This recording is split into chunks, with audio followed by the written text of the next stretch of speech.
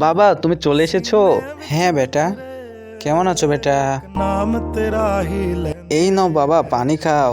Thank you মা। Hello sir, sir বর্ডারের উপরে হামলা হয়েছে, আপনি তাড়াতাড়ি আসুন। আচ্ছা ঠিক আছে, আমি এখনই আসতেছি। বর্ডারের উপরে হামলা হয়েছে বেটা, তুমি থাকো, হ্যাঁ আমি আসি। আচ্ছা তুমি যাও, আমার গেম খেলার ডিস্টার্ব করো না। বাবা তুমি তোমার নিজের খেয়াল রেখো। আচ্ছা বেটা।